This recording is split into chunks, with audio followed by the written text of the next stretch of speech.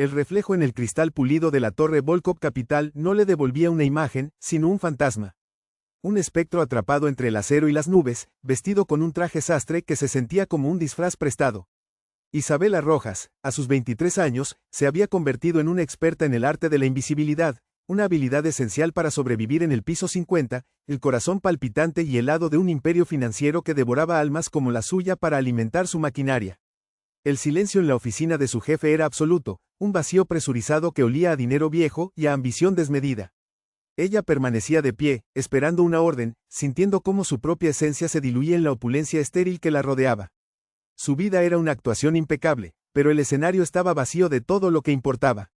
Si quieres descubrir cómo esta joven invisible se convertirá en el centro del mundo de un hombre que lo tiene todo, mira hasta el final. Te invito a suscribirte al canal y a comentar desde dónde nos estás viendo. Continuamos. Su nombre era Isabela, aunque en el entorno corporativo todos la conocían simplemente como la asistente de Volkov. Una etiqueta que definía su función, pero borraba por completo su identidad. Con 23 años, poseía una inteligencia aguda y una capacidad de anticipación que la hacían indispensable, casi robótica a los ojos de sus colegas. Se movía por los pasillos con la precisión de un mecanismo de relojería suizo, sus pasos silenciosos, su mirada siempre baja, concentrada en la tableta que sostenía como un escudo.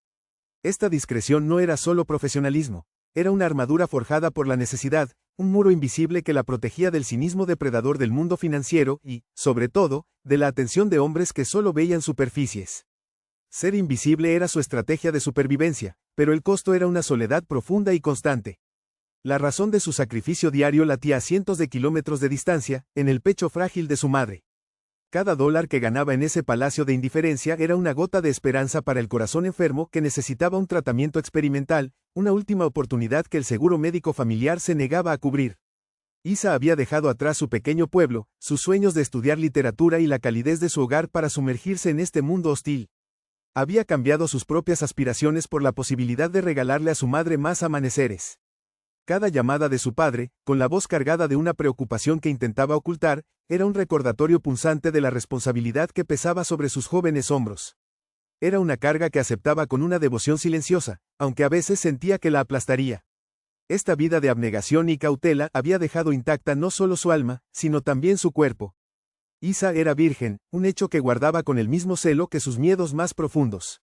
No era una promesa a Dios ni el resultado de una moral estricta, sino un pacto consigo misma, un último bastión de su identidad en un mundo que exigía vender partes de uno mismo para avanzar. Una desilusión amorosa en la adolescencia, cruda y humillante, le había enseñado que los hombres solían admirar la portada sin molestarse en leer el libro. Por eso, se juró que su primera vez sería un acto de entrega total, una conexión de almas, no un simple roce de pieles. Se entregaría solo a alguien que viera más allá de la asistente eficiente, que descubriera a la mujer sensible y compleja que se escondía detrás, un ideal que parecía una fantasía imposible. Su apartamento era un mundo aparte, un santuario de apenas 40 metros cuadrados en un barrio modesto que parecía existir en otra dimensión, lejos del glamour de Miami Beach. Era un refugio de texturas cálidas y recuerdos desgastados que chocaba brutalmente con el acero frío y el cristal impersonal de su vida diurna. Allí, los libros de poesía se apilaban en el suelo, una vieja manta tejida por su abuela cubría el sofá raído y una fotografía de sus padres, sonriendo bajo el sol de su pueblo natal, presidía la única mesita de noche. Este pequeño espacio era el único lugar donde Isa podía despojarse del disfraz. Era su recordatorio tangible de quién era y por qué luchaba, pero también una celda que evidenciaba la distancia insalvable entre su realidad y el mundo de poder en el que trabajaba cada día. A menudo, en la quietud de la noche, el silencio de esas cuatro paredes dejaba de ser un consuelo para convertirse en un eco ensordecedor de su propia soledad. Sentada en el borde de su cama, con la ciudad titilando indiferente a través de la ventana, se preguntaba quién era Isabela cuando no era la eficiente asistente o la hija abnegada. Un vacío se abría en su pecho, una sensación de estar viviendo la vida de otra persona, una existencia definida por la necesidad y el deber en lugar del deseo y la elección. Anhelaba una conexión, una mirada que la viera de verdad, un toque que no fuera accidental o profesional. Un anhelo tan profundo y doloroso que lo mantenía encerrado bajo capas de control y pragmatismo, temiendo que si lo dejaba salir, la destruiría por completo. La jornada terminaba, pero su mente seguía trabajando, repasando la agenda del día siguiente. El nombre en la primera cita de la mañana parecía brillar con una luz propia, ominosa y magnética: Damián Volkov. Solo leerlo provocaba una reacción física involuntaria, un ligero nudo en el estómago, la sensación de que el aire se volvía más denso. Él era el epicentro de su universo profesional, el sol y la tormenta, el hombre cuya voluntad dictaba el ritmo de su vida. Era una figura casi mítica, poderoso, inaccesible y de una frialdad que intimidaba a todos. Isa lo conocía a través de correos electrónicos, informes y directivas escuetas, pero su presencia llenaba cada rincón de la empresa. Él era el arquitecto de su jaula dorada, y ella, sin saberlo, estaba a punto de convertirse en la pieza central de su juego más peligroso. El amanecer en Miami era una promesa que rara vez llegaba a su ventana. En su lugar, el zumbido insistente del despertador rasgaba el silencio de su pequeño apartamento a las 5 de la mañana, un llamado metálico al deber. Isabela se movía en la penumbra con una eficiencia automática, producto de una rutina grabada a fuego en sus músculos y en su alma. El café, negro y amargo, no era un placer, sino combustible. Cada gesto era medido, cada segundo optimizado. No había espacio para la contemplación, solo para la preparación. Se vestía con el traje sastre que se sentía como una armadura, alisando arrugas inexistentes, mientras su mente ya estaba a kilómetros de distancia, en el piso 50, organizando un día que no le pertenecía. Era la primera fase de su transformación diaria, de Isa a la sombra eficiente de Volcop Capital. El viaje en el autobús público era un purgatorio diario, un microcosmos de la ciudad que el lujo de Brickell pretendía ignorar. El aire estaba cargado con el olor a cansancio y a sueños aplazados, un aroma que Isa conocía íntimamente. Se aferraba a la barra metálica, perdida entre cuerpos anónimos que compartían su misma resignación silenciosa. Por la ventana, veía pasar los autos de lujo, cápsulas de cristal y cromo que se deslizaban hacia el mismo distrito financiero, pero que pertenecían a otro universo. Esa distancia física era un recordatorio constante de la brecha social que ella cruzaba cada día, un abismo que la hacía sentir como una impostora en su propio trabajo. Era una viajera entre mundos, sin pertenecer verdaderamente a ninguno de los dos, siempre en tránsito, siempre en el umbral. La torre Volcop Capital se erigía como un monolito de cristal oscuro y acero, una aguja que perforaba el cielo de Miami con una arrogancia imponente. Cada mañana, al salir del autobús y pararse en la acera, Isa sentía una ola de insignificancia. El edificio no solo era su lugar de trabajo, era un símbolo del poder aplastante que dictaba su existencia. Entrar por sus puertas giratorias era como sumergirse en aguas heladas, dejando atrás el calor húmedo de la ciudad para adentrarse en un ambiente de aire acondicionado y ambición controlada. Los guardias de seguridad la saludaban con un asentimiento profesional, reconociendo el uniforme de su posición, no a la mujer que lo llevaba. Era una pieza más en el engranaje, perfectamente intercambiable, aunque su eficiencia la hiciera, por ahora, indispensable. El teléfono vibraba en su bolsillo justo cuando llegaba a su escritorio, una pequeña isla de orden en un océano de tensión corporativa. Era su padre. La voz al otro lado de la línea era cálida pero teñida de una preocupación perpetua que intentaba disimular con preguntas sobre el clima o su trabajo. Pero Isa sabía leer entre líneas. ¿Cómo va todo, mija? Era en realidad un ¿has conseguido más dinero? Y cada respuesta suya, todo bien, papá, era una mentira piadosa para protegerlo de la inmensa presión que sentía. Colgaba el teléfono con una mezcla de amor y una culpa punzante que se instalaba en su pecho. Era la hija pródiga y la salvadora, un papel que la honraba y la asfixiaba a partes iguales, recordándole que su vida no era suya, sino una hipoteca emocional que pagaba cada día. La imagen de su madre era el ancla y la herida de su existencia.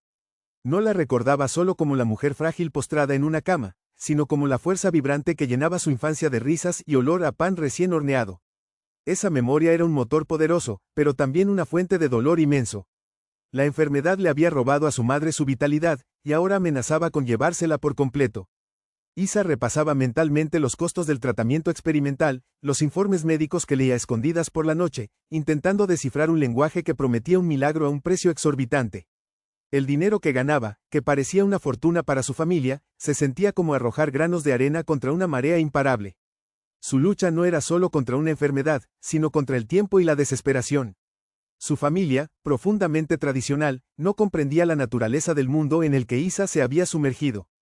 En sus conversaciones, su madre a menudo desviaba el tema de su propia salud para preguntarle si no había conocido a un buen muchacho. Para ellos, el éxito de una mujer se medía en la estabilidad de un hogar y la promesa de un matrimonio, no en ascensos corporativos ni en la capacidad de navegar por las traicioneras aguas de las altas finanzas. Estas expectativas, nacidas del amor y la costumbre, añadían otra capa de presión sobre ella. Se sentía atrapada entre dos mundos, el de su origen, que le pedía que se asentara, y el de su presente, que le exigía sacrificarse sin descanso. Estaba fallando en ambos frentes, incapaz de ser la hija tradicional que esperaban y sintiéndose una extraña en la vida que había elegido por necesidad. Dentro de la oficina, la opresión adoptaba una forma más sutil y sofisticada. Era un ambiente de sonrisas afiladas y una competencia silenciosa que vibraba bajo la superficie de la profesionalidad. Sus colegas la veían con una mezcla de respeto por su eficiencia y una ligera condescendencia por su falta de ambición visible. No participaba en los almuerzos de cotilleo ni en las bebidas después del trabajo donde se forjaban las alianzas. Su discreción era su escudo, pero también su celda, aislándola de cualquier conexión humana genuina. Escuchaba fragmentos de conversaciones sobre yates, vacaciones en los Alpes y cenas en restaurantes de estrellas Michelin, un lenguaje de un planeta lejano. Ella era la maquinaria que permitía que ese mundo funcionara, pero nunca, bajo ninguna circunstancia, era parte de él. La realidad financiera era una soga apretada alrededor de su cuello. Por la noche, en la soledad de su apartamento, se sentaba frente a su computadora portátil, la pantalla del banco abierta como una sentencia. El número en su cuenta corriente era una burla cruel. Después de pagar el alquiler, los servicios básicos, su modesta comida y enviar la mayor parte a su familia, lo que quedaba era insignificante. La deuda del tratamiento de su madre crecía como una sombra monstruosa, y la esperanza de cubrirla parecía cada vez más lejana. Sentía la desesperación arañando los bordes de su compostura, un pánico frío que amenazaba con ahogarla. Era una prisionera de los números, una esclava de una obligación que había elegido libremente pero que ahora la consumía por completo, robándole el aire y el futuro. A veces, en un raro momento de calma en la oficina, se acercaba al ventanal panorámico que se extendía del suelo al techo. Desde el piso 50, Miami se desplegaba a sus pies como un mapa deslumbrante de posibilidades. Veía los yates trazando estelas blancas en la bahía azul, las piscinas brillando como zafiros en las azoteas de los rascacielos y el tráfico fluyendo como un río de luces. Era una vista de una belleza abrumadora y distante. Estaba en la cima del mundo, pero separada de él por un grueso panel de cristal a prueba de balas. Ese cristal era una metáfora perfecta de su vida. Podía ver la libertad, el deseo y la alegría, pero no podía tocarlos. Estaba atrapada en una jaula dorada, con una vista espectacular de todo lo que nunca podría tener. El regreso a casa era el reverso exacto de su viaje matutino. El cansancio ya no era una premonición, sino un peso físico que se adhería a sus huesos. El autobús, ahora más lleno y ruidoso, la llevaba de vuelta a su barrio, donde las luces eran más tenues y la vida más lenta. Al entrar en su apartamento, el silencio la recibía. Se quitaba el traje sastre y lo colgaba con cuidado, despojándose de la asistente para encontrar a Isabela, una versión de sí misma que se sentía cada vez más extraña y desdibujada. Se sentaba en el borde de su cama, rodeada de sus libros y sus recuerdos, pero la sensación de encarcelamiento no la abandonaba. La opresión no solo estaba en la oficina o en las expectativas de su familia, se había instalado dentro de ella, convirtiendo su santuario en otra celda. La solicitud llegó sin previo aviso, un escueto mensaje en la pantalla de su computadora que hizo que su corazón se detuviera por una fracción de segundo. El señor Volkov la espera en su oficina. Ahora, no era un correo de su secretaria, ni una nota de otro ejecutivo. Era un comando directo, una rareza tan alarmante como una grieta en la fachada de un rascacielos. Isabela sintió como todas las miradas de la planta se clavaban en su espalda mientras se levantaba, un calor incómodo subiendo por su cuello. Caminar los 20 metros que la separaban de la puerta de caoba oscura fue como atravesar un campo minado. Cada paso resonaba en el silencio expectante. El aire parecía cargado de electricidad, y por primera vez en años, su máscara de serena eficiencia amenazaba con resquebrajarse bajo el peso de lo desconocido. La puerta se abrió con un susurro casi inaudible, revelando un espacio que no era una oficina, sino un templo al poder. El despacho de Damián Volkov era una extensión de su propia aura. Vasto, minimalista y abrumadoramente silencioso. Un escritorio de ébano pulido, tan grande como una barca, se encontraba vacío, salvo por una laptop cerrada. Pero la verdadera declaración de dominio era el ventanal panorámico que ocupaba toda la pared del fondo, ofreciendo una vista de 180 grados de Miami. La ciudad se extendía a sus pies, un juguete brillante y complejo. El aire olía a cuero caro, a ozono y a una soledad tan profunda que parecía tener peso y textura. Isa se sintió como una intrusa en un santuario prohibido, su propia existencia reducida a una nota discordante en una sinfonía de control absoluto. Él no estaba sentado detrás del escritorio, como un rey en su trono. Estaba de pie, de espaldas a ella, contemplando su reino de cristal y acero. Su silueta, recortada contra la luz brillante del mediodía, era imponente. Vestía un traje gris marengo cortado a la perfección, que se ceñía a sus hombros anchos y a su espalda recta con una elegancia depredadora. Era la personificación del poder contenido, de una energía peligrosa mantenida a raya por una disciplina de hierro. Isa se quedó inmóvil junto a la puerta, apenas respirando, esperando un reconocimiento que no llegaba. Observarlo así, en su elemento, era como contemplar a un lobo en la cima de una montaña, una criatura magnífica, solitaria y absolutamente letal, consciente de cada movimiento en su territorio, incluida su insignificante presencia. Finalmente, se giró, lo hizo con una lentitud deliberada, como si el tiempo se plegara a su voluntad. Y entonces, por primera vez, Isabela Rojas se encontró bajo la mirada directa de Damián Volkov. Sus ojos no eran fríos como el hielo, como decían los rumores. Eran más complejos, del color de una tormenta en el mar, grises y profundos, con destellos de una inteligencia cortante y una fatiga inmemorial. Había una dureza en ellos, forjada en batallas que ella no podía ni imaginar, pero también una sombra de aislamiento que la golpeó con una fuerza inesperada. Señorita Rojas, dijo, y su voz, un barítono bajo y controlado, llenó el vasto silencio sin necesidad de alzarla. No era una pregunta ni un saludo, sino una afirmación de su presencia, una forma de tomar posesión de ella en su espacio. Isabela sintió que su pulso se aceleraba, pero su entrenamiento se impuso. Señor Volkov, respondió, su voz sorprendentemente firme, aunque por dentro se sentía como un cristal a punto de estallar. Se aferró a su tableta como si fuera un salvavidas. Él se acercó, no de forma amenazante, sino con un propósito tranquilo que era aún más intimidante. Se detuvo a unos metros de ella, su escrutinio tan intenso que se sintió completamente expuesta, como si pudiera ver a través de su traje, de su piel, directamente hasta el nudo de ansiedad y determinación que era su alma. ¿Sabe por qué la he llamado?, preguntó, y la pregunta no esperaba una respuesta, sino que buscaba observar su reacción. Era un juego, y ella acababa de convertirse en la pieza principal sin conocer las reglas. Ella negó con la cabeza, un gesto mínimo. Él sonrió, pero la sonrisa no llegó a sus ojos. Era una curva cínica en sus labios que hablaba de decepciones pasadas y de una desconfianza arraigada en lo más profundo de su ser. En este negocio, la confianza es un recurso más valioso que el oro, y considerablemente más escaso, murmuró, más para sí mismo que para ella.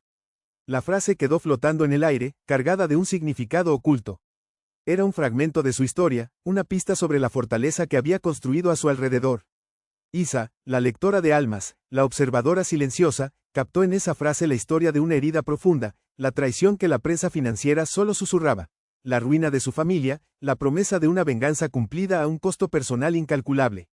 Su mirada descendió de los ojos de ella a sus manos, que sujetaban la tableta con una fuerza desmedida, los nudillos blancos. Usted es eficiente, señorita Rojas. Predecible, discreta, enumeró, como si leyera las especificaciones de un producto. Pero la discreción a menudo es una forma de miedo. Su observación fue tan precisa, tan inesperada, que a Isa se le cortó la respiración. Nadie la había visto nunca. Nadie se había molestado en mirar más allá de su impecable funcionalidad. Que él, el hombre más inaccesible del edificio, hubiera descifrado una de sus verdades más guardadas en menos de 5 minutos, era a la vez aterrador y extrañamente fascinante. Sintió que una barrera invisible se derrumbaba dentro de ella, dejándola vulnerable de una manera que no había experimentado desde su adolescencia. Un calor extraño, ajeno y prohibido, se extendió por su pecho. No era miedo, no del todo. Era la peligrosa emoción de ser vista, de ser reconocida en su complejidad por la última persona en el mundo de la que lo hubiera esperado. Alzó la vista y se encontró de nuevo con sus ojos de tormenta. Por un instante, solo un instante, la máscara de CEO Todopoderoso pareció vacilar, y vio a un hombre. Un hombre marcado por una soledad tan vasta como la vista desde su ventana, un hombre que reconocía el miedo en otros porque vivía rodeado de él. En ese momento de conexión silenciosa y volátil, se plantó la semilla de algo nuevo, una atracción no basada en el físico o el poder, sino en el reconocimiento mutuo de dos almas encerradas en prisiones diferentes. Tan rápido como se había abierto, la conexión se cerró. Damián Volkov pareció darse cuenta de su propia transgresión, del breve lapso en su armadura. Se enderezó, y la distancia volvió a instalarse entre ellos, más fría e infranqueable que antes. Tengo una propuesta para usted, señorita Rojas. Una que requiere algo más que eficiencia. Requiere una actuación, dijo, su tono volviendo a ser puramente transaccional. Vuelva a su escritorio, le haré llegar los detalles. No hable de esto con nadie. La orden fue cortante, un despido que la dejó sintiéndose desequilibrada, como si hubiera despertado de un sueño increíblemente vívido. Dio media vuelta y caminó hacia la puerta, sintiendo su mirada en su espalda hasta que el pesado panel de caoba se cerró tras ella. De vuelta en la seguridad anónima de su cubículo, Isabela se sentó, sus manos temblando ligeramente. El resto de la oficina pareció desvanecerse en un zumbido sordo. El encuentro no había durado más de 10 minutos, pero había alterado el tejido mismo de su realidad. Damián Volkov ya no era una firma al final de un memorando o una figura temida en el pasillo. Se había convertido en una presencia tangible y compleja, un enigma que había vislumbrado su propia alma oculta. El aire todavía parecía vibrar con la tensión de su despacho, y el recuerdo de sus ojos, de esa soledad compartida por un instante, se grabó en su mente. Sabía, con una certeza que le helaba la sangre y aceleraba su corazón, que cualquier cosa que él estuviera a punto de proponerle cambiaría su vida para siempre. El correo electrónico llegó a su bandeja de entrada con la frialdad de una sentencia. No contenía saludos ni preámbulos, solo un documento adjunto y una línea de texto. Revise los términos. Confirme su aceptación antes del final del día. Isabela abrió el archivo, y las palabras que llenaron la pantalla parecieron robarle el aire de los pulmones. Era un contrato, meticulosamente redactado en una jerga legal que no dejaba lugar a la ambigüedad. La propuesta era brutalmente clara. Debía hacerse pasar por la prometida devota de Damián Volkov durante una única cena de negocios. A cambio, una cifra con tantos ceros que le provocó vértigo sería transferida a una cuenta de su elección. Era suficiente para cubrir el tratamiento de su madre por un año entero, quizás más. La luz del monitor iluminaba su rostro, un campo de batalla donde el alivio y la repulsión libraban una guerra silenciosa. Esa noche, el sueño fue un lujo que no pudo permitirse. Su pequeño apartamento se convirtió en una jaula en la que daba vueltas como un animal atrapado, el eco del contrato resonando en su mente. Cada paso era una oscilación entre dos imágenes insoportables: el rostro de su madre, cada día más pálido y frágil, y el reflejo de sí misma, vendiendo una parte de su esencia, la intimidad que había protegido con tanto celo, por dinero. La humillación de su desamor adolescente, la sensación de haber sido un simple objeto, volvía a ella con una fuerza renovada. Esto era infinitamente peor, una transacción consciente y calculada. Pero al llegar el alba, con el cielo tiñéndose de un gris exhausto, el amor filial se impuso a la dignidad herida. Con dedos temblorosos, tecleó una sola palabra en la respuesta: acepto. El clic del envío sonó como el cerrojo de una celda cerrándose tras ella. La primera sesión de entrenamiento, como él la llamó, tuvo lugar en su penthouse, un cambio de escenario deliberado para difuminar las fronteras entre lo profesional y lo personal. El espacio era un testamento a su personalidad, inmenso, impecable y desoladoramente solitario. Con la eficiencia de un general planeando una batalla, Damián comenzó a delinear la narrativa de su falso romance. Describió cómo se conocieron en una gala benéfica, su primera cita, en un rincón discreto de Key Biscayne, e incluso inventó un par de anécdotas privadas. Hablaba de intimidad como si fuera una partida de ajedrez, moviendo las piezas de su historia inventada con una precisión escalofriante. Isabela escuchaba, asintiendo mecánicamente, sintiendo una profunda dislocación, como si observara a una extraña protagonizar la película de su vida. Mientras Damián dictaba los términos de su amor ficticio, la observaba con una intensidad analítica. Esperaba encontrar en ella signos de codicia, de oportunismo, o al menos la obediencia sumisa de una empleada. En cambio, lo que vio lo descolocó. Vio la manera en que sus manos se aferraban a su propio regazo, un gesto inconsciente de autoprotección. Vio una tristeza profunda y una dignidad silenciosa en la forma en que mantenía la mirada, absorbiendo cada mentira como si fuera un veneno necesario. Su monólogo cínico vaciló por un instante. La ausencia total de artificio en ella, su genuino malestar, era un antídoto inesperado para el veneno de su propio mundo.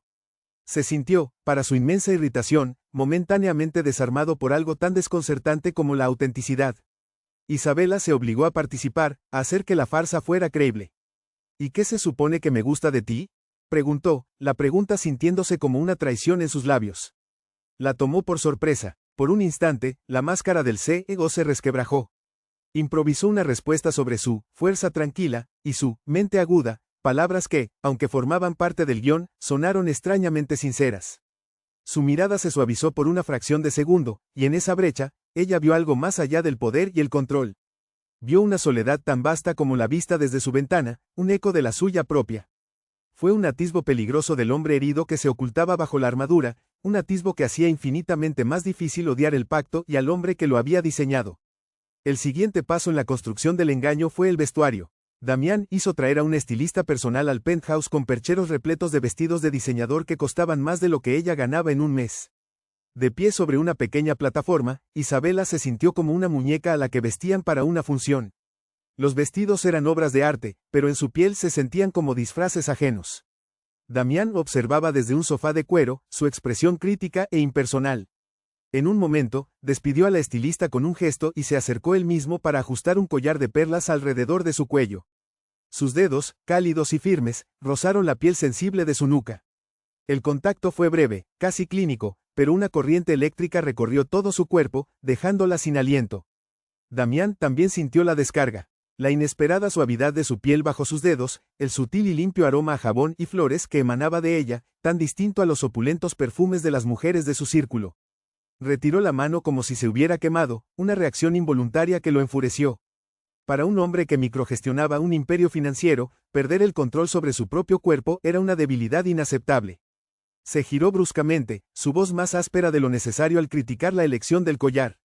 Estaba luchando una batalla interna, frustrado por su propia traición fisiológica y, absurdamente, por ella, por haberla provocado. La había elegido por su discreción, por ser un activo seguro y predecible. Empezaba a darse cuenta de que había cometido un grave error de cálculo. Para ensayar la dinámica en público, Damián la llevó a cenar a un restaurante exclusivo y apartado, un lugar donde podían ser vistos, pero no examinados de cerca. La experiencia fue un torbellino surrealista. Él le corrió la silla, pidió un vino caro y la llamó, cariño, con una entonación tan perfecta que le heló la sangre. Isabela se forzó a interpretar su papel, sintiendo el pánico aletear en su pecho. Sin embargo, a medida que avanzaba la noche y el vino relajaba sus defensas, las líneas del guión comenzaron a desdibujarse. Entre las anécdotas falsas, se colaron fragmentos de verdad. Ella le habló de su amor por la poesía de Neruda. Él la sorprendió con una cita de Dostoyevsky. Por breves y peligrosos momentos, olvidaron que estaban actuando. Isabela se descubrió observándolo, no como a su jefe, sino como a un hombre. Estudiaba la forma en que sus ojos se arrugaban ligeramente en las comisuras cuando algo lo divertía de verdad, el poder contenido en sus manos mientras sostenía la copa, el timbre profundo de su voz cuando se desviaba del guión. Un deseo prohibido, insidioso y potente, comenzó a florecer en su interior. Se encontró deseando que la forma en que la miraba, con esa atención concentrada, fuera real. Anhelaba que la mano que rozó la suya al pasarle la sal lo hiciera por impulso, no por estrategia. Este anhelo la aterrorizaba, pues era una traición a sí misma, un deseo por la misma fachada que le pagaban por encarnar, lo que la hacía cómplice no solo del engaño, sino de su propio autoengaño. Él también estaba perdiendo el control del escenario que había creado. La inteligencia de Isabela lo cautivaba. No lo desafiaba con arrogancia, sino con la agudeza silenciosa de sus observaciones. Ella veía matices en él que nadie más se había molestado en buscar. Se encontró a sí mismo queriendo impresionarla, no a la prometida ficticia, sino a la mujer real sentada frente a él. Este impulso violaba la regla fundamental con la que había reconstruido su vida: no confiar en nadie, no sentir nada. Ella era una variable imprevista, una anomalía que amenazaba el orden estéril de su existencia. Intentaba restablecer la distancia con comentarios fríos sobre el negocio, pero el magnetismo entre ellos era cada vez más difícil de ignorar. Era un experto en evaluar riesgos, e Isabela Rojas se estaba convirtiendo en el mayor de su vida. En medio de una de sus sesiones de preparación en el penthouse, el teléfono de Isabela vibró. Era su padre. Se disculpó y se apartó para contestar, pero Damián pudo escuchar el tono bajo y tenso de su voz, pudo ver cómo la preocupación volvía a trazar surcos en su rostro, borrando cualquier atisbo de la mujer relajada que había empezado a emerger. Cuando ella colgó y regresó, su mirada estaba velada por la angustia. Mi madre tuvo una noche difícil, susurró, y su voz se quebró ligeramente. En ese instante, la cruda realidad de su pacto cayó sobre ellos con todo su peso. Él vio su vulnerabilidad, la magnitud de su sacrificio, y sintió una punzada aguda y desconocida, una mezcla de un instinto protector y un profundo desprecio por sí mismo por haberla puesto en esa situación. Actuando por un impulso que no comprendió ni intentó reprimir, Damián extendió la mano por encima de la mesa de caoba y cubrió la de ella. El gesto no era parte de ningún ensayo. Era real. Recibirá la mejor atención médica posible, Isabela. Le doy mi palabra, dijo, y su voz, despojada de su habitual tono de mando, sonó extrañamente sincera y grave. Su nombre, Isabela, no, señorita Rojas, flotó en el aire cargado entre ellos. Ella levantó la vista, sorprendida, sus ojos brillando con lágrimas contenidas. No retiró la mano. Por primera vez, sintió algo más que la tensión de la farsa. Una conexión, una sensación de ser vista y, de alguna manera, protegida, justo en el epicentro de la mentira. El momento se rompió tan bruscamente como había comenzado. Ambos se retiraron a sus respectivos caparazones, visiblemente alterados por la crudeza de esa conexión inesperada. El aire en la habitación se volvió denso, pesado con todo lo que no se decía. La mentira se había enredado de forma peligrosa con una verdad incipiente. Isabela se sentía más perdida que nunca. El hombre que estaba comprando su dignidad era también el primero que le ofrecía un consuelo genuino. Las claras líneas de su dilema moral se habían vuelto borrosas e indescifrables. El conflicto ya no era entre su integridad y la salud de su madre, ahora era una guerra dentro de sí misma. Era posible despreciar el trato pero, al mismo tiempo, desear desesperadamente al hombre que lo ofrecía. El día previo a la cena crucial, realizaron un último ensayo. La tensión en el penthouse era casi una entidad física. Cada mirada sostenida era un diálogo silencioso, cada línea del guión parecía tener un doble sentido. Damián le explicó los detalles del inversor japonés, el señor Tanaka, sus valores ultraconservadores, su creencia en el honor y la importancia de la estabilidad familiar. Necesita creer que somos la personificación de un futuro sólido y unido, dijo Damián, con la mirada fija en ella. Isabela asintió, pero lo que realmente escuchó fue el peso del imperio de Damián descansando sobre sus hombros, dependiendo de su capacidad para representar un amor convincente durante unas pocas horas. Sintió cómo la trampa se cerraba inexorablemente a su alrededor. Como parte del acto final, Damián le entregó una caja de terciopelo azul oscuro. Dentro, un par de pendientes de diamantes brillaban con una luz fría y deslumbrante. Un regalo de un prometido devoto, dijo, su voz intencionadamente plana. Eran exquisitos, pero para Isabela se sentían como unos grilletes de lujo.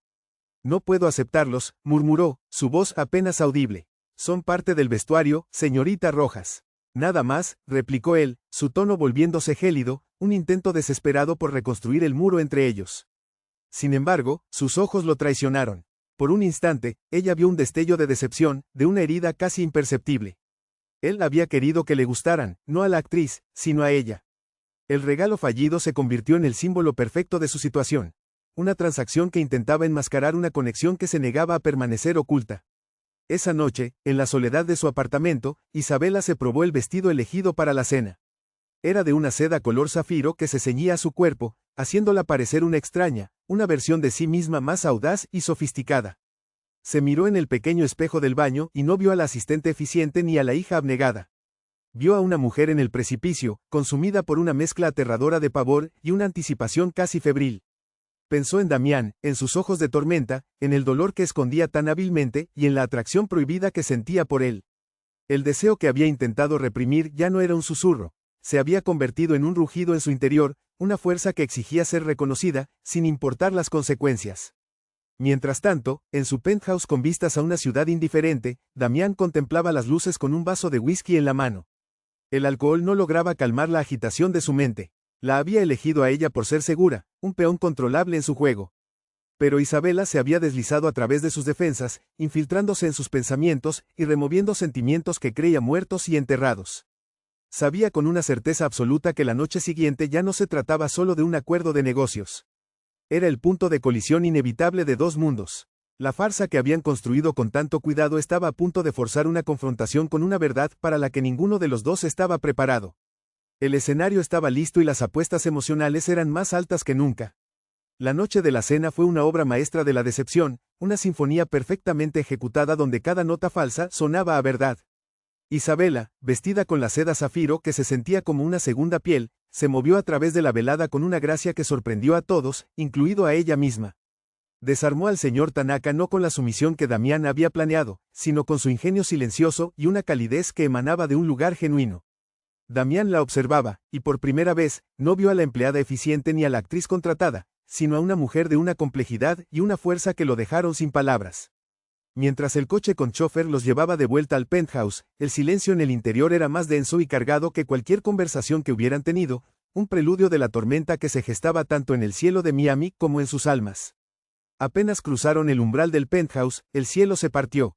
Una lluvia torrencial se estrelló contra los ventanales panorámicos, aislando la torre del resto del mundo, convirtiéndola en una isla de cristal suspendida en la furia de la tormenta. El sonido del aguacero era un rugido constante que ahogaba cualquier intento de volver a la normalidad. La farsa había terminado, el trato estaba casi cerrado, pero ahora estaban atrapados, no como jefe y empleada, sino como un hombre y una mujer despojados de sus roles. Isabela se quitó los pendientes de diamantes con dedos temblorosos y los dejó sobre la mesa de mármol. El gesto fue una declaración silenciosa, la actuación había concluido.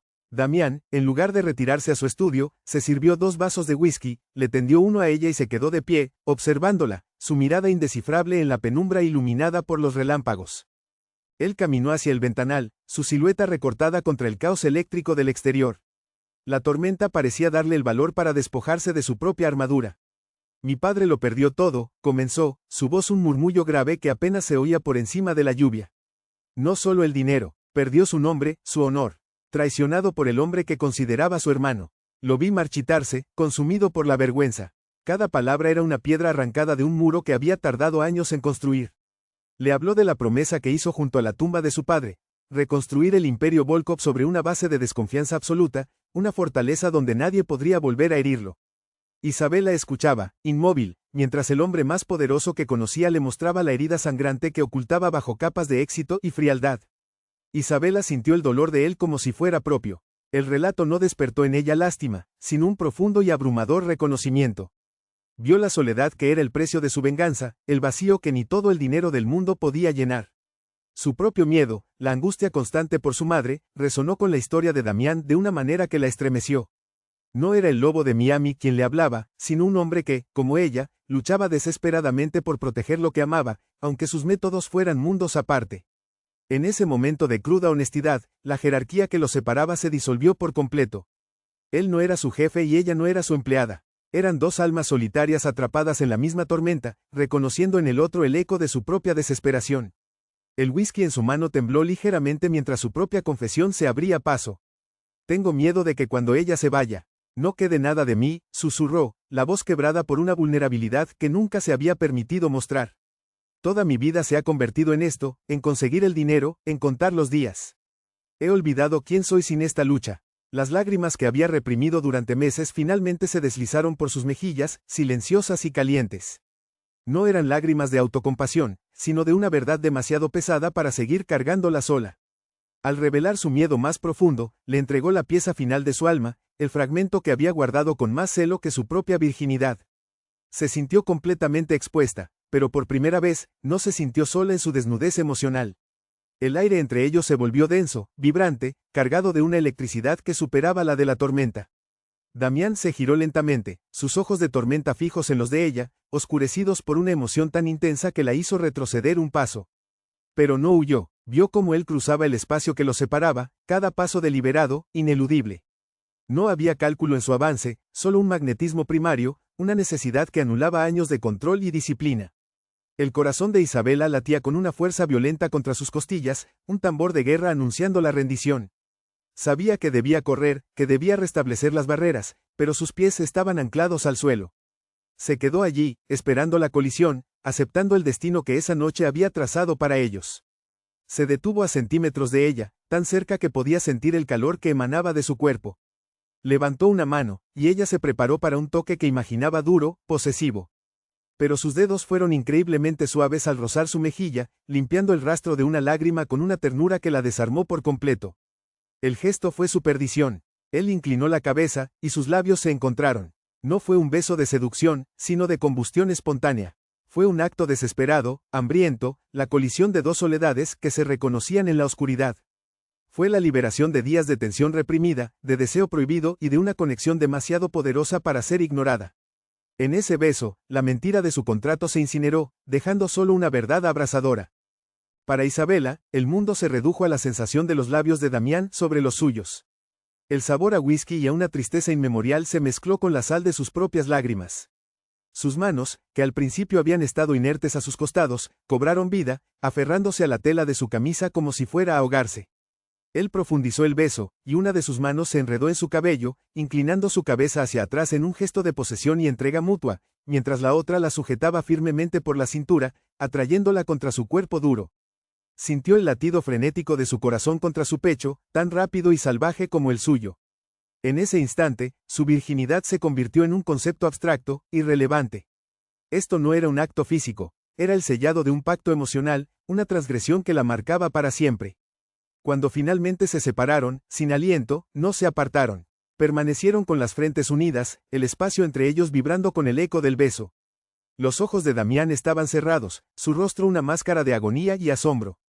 La armadura del CEO se había hecho añicos, y en su lugar, Isabela vio al hombre en toda su aterradora vulnerabilidad. Vio el pánico en los músculos tensos de su mandíbula, el miedo de un hombre que había roto su juramento más sagrado. No sentir, no confiar, No permitir que nadie se acercara. Había perdido el control, y la magnitud de esa transgresión estaba escrita en cada línea de su rostro. Ella había sido testigo de su caída, y él había sido la causa de la suya. Estaban irrevocablemente unidos por la debilidad que se habían revelado mutuamente. En el silencio que siguió, solo interrumpido por el murmullo amainado de la tormenta, la realidad de lo que habían hecho se asentó sobre ellos con un peso insoportable. El contrato, el dinero, el engaño, todo se había vuelto insignificante. Habían cruzado un umbral, y el paisaje al otro lado era desconocido y aterrador. Isabela entendió con una claridad devastadora que ya no había vuelta atrás. Le había entregado a Damián la única parte de sí misma que consideraba verdaderamente suya, y él, a cambio, le había mostrado la herida que definía su existencia. La noche aún no había terminado, pero la farsa había dado paso a una verdad mucho más peligrosa, una que amenazaba con destruirlos o, quizás, con salvarlos de una manera que ninguno de los dos podría haber anticipado. El amanecer llegó sin piedad, una luz blanca y clínica que inundó el penthouse y borró los últimos vestigios de la tormenta. Isabela se despertó sola en el sofá de cuero, cubierta por una manta de cachemira que no recordaba haber tomado. El aire estaba inmóvil y frío, cargado con el silencio de la opulencia y el aroma persistente del whisky y el perfume de él. Su cuerpo era un mapa de sensaciones nuevas y prohibidas. Sus labios todavía sentían la presión de los de Damián, su piel recordaba la aspereza de su barba y el calor de sus manos. Se incorporó, sintiéndose como una intrusa, un fantasma de la noche anterior en un espacio que, bajo el sol, volvía a ser estéril e impersonal. La conexión que había sentido tan visceralmente se había evaporado con la oscuridad, dejándola con una soledad más profunda que nunca. Damián había estado despierto durante horas, observando la ciudad desde su estudio, un refugio de acero y cristal dentro de su fortaleza. La vulnerabilidad que había mostrado era una brecha catastrófica en su defensa, una debilidad que no podía permitirse. Cada palabra de su confesión, cada segundo de ese beso, era una traición a la promesa que le hizo a su padre, un fallo en el sistema operativo de su vida. El pánico, frío y afilado, lo impulsó a actuar. Debía cortar el lazo, cauterizar la herida antes de que la infección de la emoción se extendiera. La única manera de recuperar el control era reafirmar la naturaleza de su relación, una transacción. Ella era un activo que había cumplido su función. Ahora debía ser liquidada. Con una determinación brutal, redactó el mensaje que sellaría su distancia y restauraría su armadura. Isabela encontró su teléfono sobre la mesa de mármol, junto a los pendientes de diamantes que ahora parecían una burla.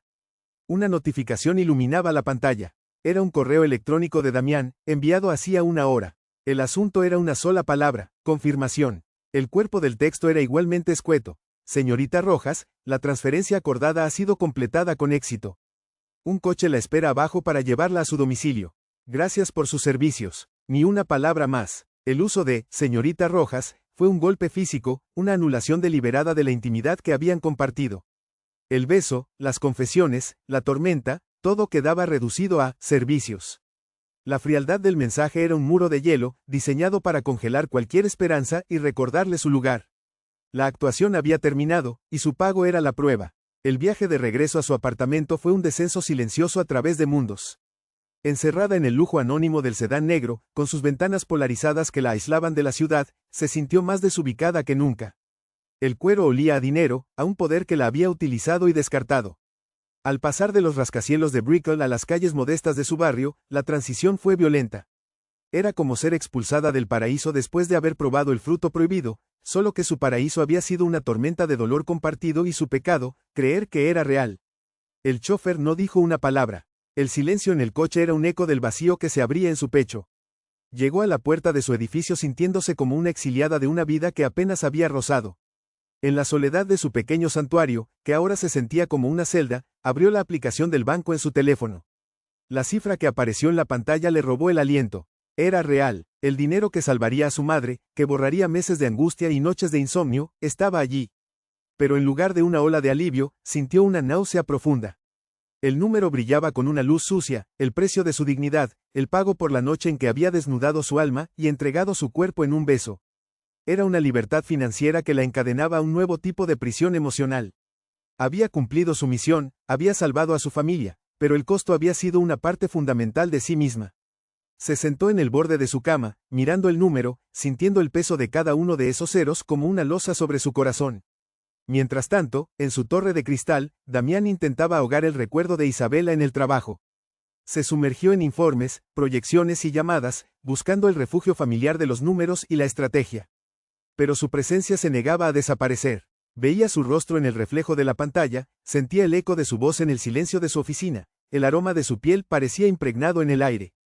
La furia que sentía no era hacia ella, sino hacia sí mismo. Por su debilidad, por haber roto la regla de oro que lo había mantenido a salvo. En un arrebato de frustración incontrolable, barrió su escritorio con el brazo, enviando documentos y un caro objeto de arte al suelo. El sonido de la destrucción no le trajo ningún alivio, solo confirmó la magnitud del caos que ella había desatado en su ordenado universo. Los días siguientes fueron un borrón de culpa y confusión para Isabela. La pregunta la atormentaba, repitiéndose en un bucle infinito en su mente. ¿Fue algo de esa noche real? ¿O fue ella simplemente la actriz más convincente, la inversión más rentable que Damián Volkov había hecho jamás? La duda era un veneno lento que teñía cada recuerdo. El beso que había sentido como una epifanía ahora podría haber sido una manipulación calculada. La confesión de él, una táctica para ganarse su confianza y asegurar una actuación impecable. Se miraba en el espejo y veía a una extraña, una mujer marcada por una experiencia que no sabía cómo definir. La ambigüedad era una tortura peor que una simple traición, porque la dejaba atrapada en un limbo, sin poder odiarlo por completo ni perdonarse a sí misma por haberlo deseado. Hizo la llamada a su padre, su voz forzadamente alegre mientras le comunicaba que tenía el dinero para el tratamiento. La reacción al otro lado de la línea fue de un júbilo puro y desgarrador. Su padre lloró, la llamó su ángel, su heroína. Su madre, con una voz débil pero llena de una nueva esperanza, le dio las gracias entre sollozos.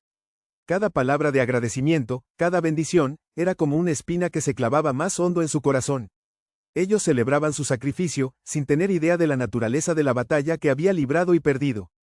Estaba más sola que nunca, aislada por una victoria que para ella sabía a derrota. Había salvado a su familia, pero se había convertido en una mártir de una causa que nunca podrían comprender, creando un abismo insalvable entre su realidad y la percepción que ellos tenían de ella. Una semana después de esa noche, Isabela se sentó frente a su computadora y, con una calma que la sorprendió, redactó su carta de renuncia. Fue un acto de autopreservación, una necesidad de cortar el último vínculo formal con el mundo que casi la devora. No podía volver a caminar por esos pasillos, no podía volver a ser la sombra eficiente de un hombre que poseía fragmentos de su alma. Al hacer clic en enviar, no sintió alivio, sino el primer destello de una nueva fuerza.